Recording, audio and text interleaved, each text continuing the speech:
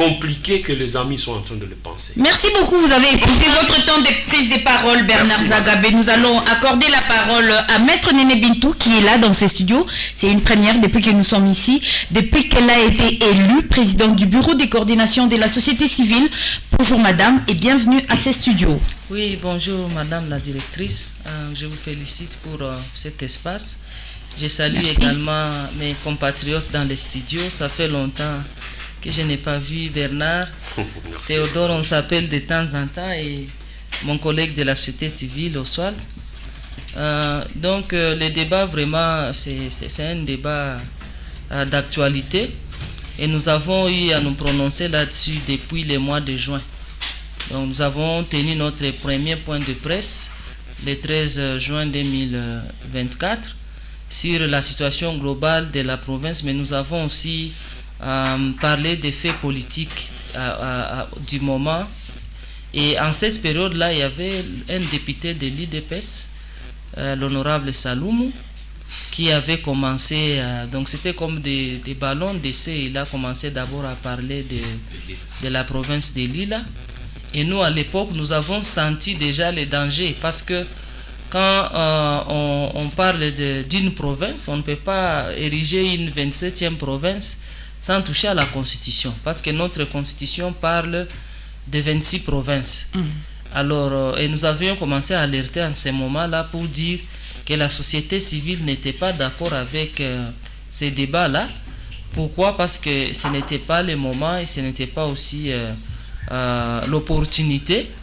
Nous nous sommes dit, nous avons deux provinces sous état de siège. La nation est en danger. Même s'il y en a qui minimisent cet état de choses, mais en réalité, nos frères et sœurs du Nord Kivu et du Lituri souffrent des affres de la guerre. Aujourd'hui, on parle de 7 millions de déplacés internes, on parle de 5 millions d'enfants malnutris et qui souffrent de l'insécurité alimentaire. Tout ça, ce sont des conséquences de la guerre et qui continuent malheureusement. Deuxièmement, nous avions dit que nous devons être respectueux de la loi, parce que l'IDPS prône l'état de droit, et l'IDPS devrait être le premier parti politique à faire respecter la loi. Bernard a évoqué l'article 219 qui dit que la Constitution, on ne peut pas envisager des révisions constitutionnelles pendant qu'une partie de la République, je préfère lire toute l'intégrité de l'article. Aucune révision ne peut intervenir pendant l'état de guerre, l'état d'urgence ou l'état de siège, ni pendant l'intérim à la présidence de la République, ni lorsque l'Assemblée nationale et le Sénat se trouvent empêchés de se réunir librement. Donc ça, c'est l'article 219. L'état de siège venait d'être renouvelé pour la énième fois, vous l'avez suivi, au niveau de notre Parlement. De deux, l'article 220 dit ceci: la forme républicaine de l'État, les principes du suffrage universel, la forme représentative du gouvernement, le nombre et la durée des mandats du président de la République, l'indépendance du pouvoir judiciaire, le pluralisme politique et syndical ne peuvent faire l'objet d'aucune révision constitutionnelle. Est formellement interdite toute révision constitutionnelle ayant pour objet ou pour effet de réduire les droits et libertés de la personne ou de réduire les prérogatives des provinces et des entités territoriales décentralisées. Ça, c'est l'article 220. Mais quand on entend parler nos amis de l'IDPS, même dans les coulisses, ils disent 5 ans, c'est insuffisant comme mandat, on devrait aller à 7 ans. C'est la même chose que disait Kabila à l'époque. Hein? Oui. Donc ça, c'est qu'il y a une tendance à déverrouiller cet article. Parce qu'on peut avoir une révision qui peut avoir pour objet de viser l'article 220. Et nous, au niveau de la société civile, nous avons dit, nous ne pouvons pas accepter cela.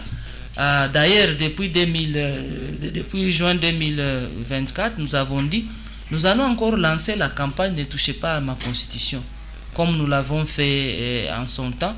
Et c'est une campagne qui a commencé au Sud Kivu et qui a touché toutes les autres provinces. Donc pour nous, cependant, nous pensons qu'il y a des articles qui peuvent être touchés, si vraiment la paix est rétablie dans notre pays, on récupère le Nord Kivu, parce que le Nord Kivu maintenant échappe. Tout le territoire de Rutshuru est occupé, une bonne partie de Nyiragongo, une bonne partie de Masisi. Et donc ces Congolais-là aussi ont droit de s'exprimer si jamais il y aurait un référendum. Et donc, Maître Néné Bintou, comme ça, si on arrivait à lever l'état des sièges plutôt, on peut réviser la Constitution. Moi, je pense qu'il faudrait que ça soit l'expression de la population.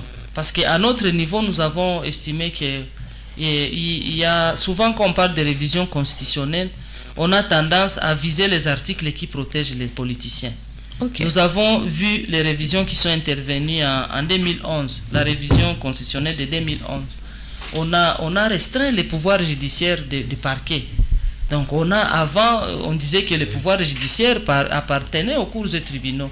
Maintenant, on dit que ça appartient seulement aux cours des tribunaux. Et les parquets, avant de poursuivre, il faut les injonctions du ministre de la Justice. Donc aujourd'hui, un criminel peut commettre des infractions graves, des crimes, mais si le ministre de la Justice interdit au procureur de le poursuivre, ça sera le cas. On a touché encore... Donc c'est l'exécutif qui donne des ordres au judiciaire, au pouvoir judiciaire. Oui, au parquet. Pas à tous les pouvoirs judiciaires. Okay. Deuxièmement, il y avait la révision qui a supprimé les 2 tours à l'élection présidentielle. Et pendant l'élection qui a suivi, les chefs de l'État avaient moins de 50% des suffrages valablement exprimés. Et donc, pour nous, la suppression des 2 tours, ça ne nous avait pas enchanté, parce que pour nous, un président de la République doit quand même avoir une grande majorité, et cette majorité-là, souvent, se constitue après les alliances qu'on a, qui se consolident souvent au 2e tour. Mais cela a été supprimé. Le peuple, qu'est-ce qu'il a gagné dedans? On a encore eu une autre révision qui a touché, en parlant des incompatibilités des élus.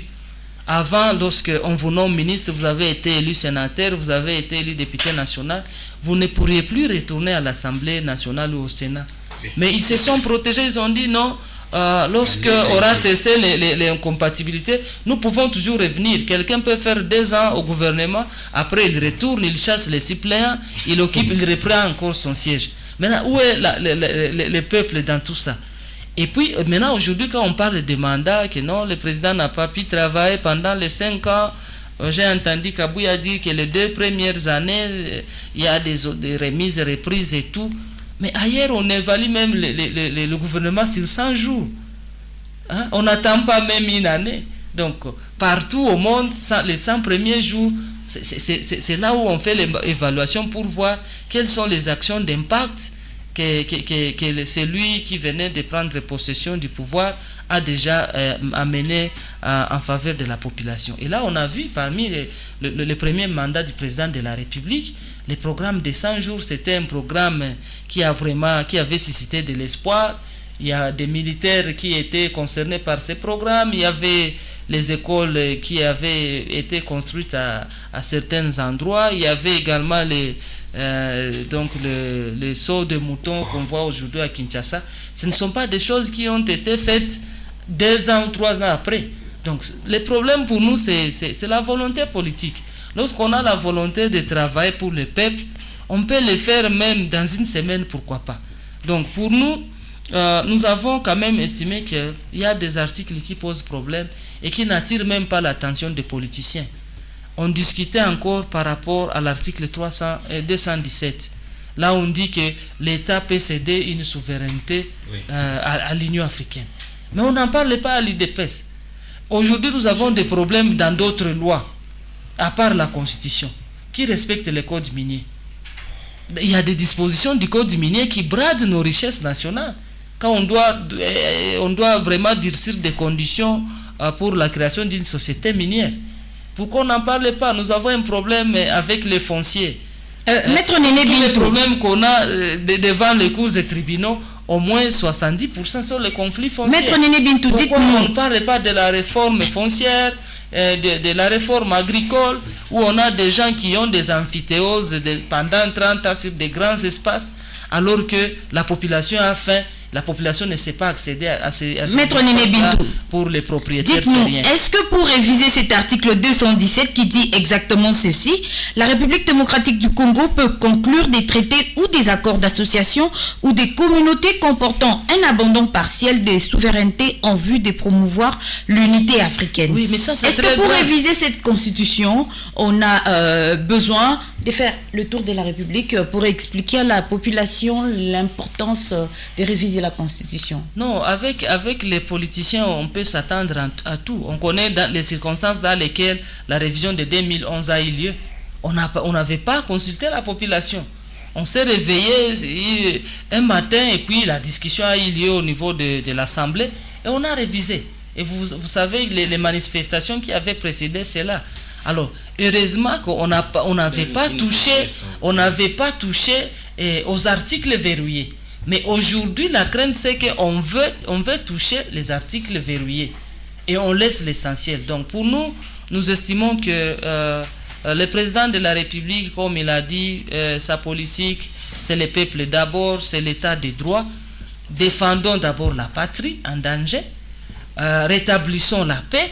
Et puis qu'on crée des discussions sans passion. On consulte l'opposition parce que l'opposition est reconnue en République démocratique du Congo.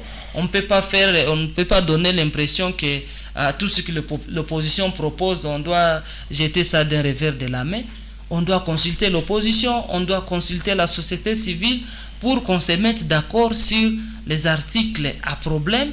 20 ans après, comme l'a dit Théodore, mais vraiment ce n'est pas encore le moment. Le pays est en danger, on doit d'abord se battre pour rétablir l'unité nationale, on doit se battre pour le social de la population et surtout pas toucher les articles verrouillés parce qu'on sait pourquoi on a verrouillé ces articles. Notre démocratie vient de très loin. Il y a eu Sun City, il y a eu je ne sais pas quoi moi. Donc on vient de très loin et notre jeune démocratie doit être consolidée. Regardez par exemple aux États-Unis. La constitution des États-Unis, ça date de quand? Et elle a déjà été révisée combien de fois? Depuis 1789. Oui. Et puis les amendements qui interviennent, ça protège les politiciens ou le peuple américain. Ça s'appelle amendement. Oui. C'est ça. Donc les amendements, ce n'est pas impossible. Une minute, maître. Ce n'est pas impossible de faire des amendements, mais pour nous, l'essentiel, c'est que on respecte d'abord la même constitution qui dit qu'on ne peut pas la toucher pendant qu'il y a état de siège.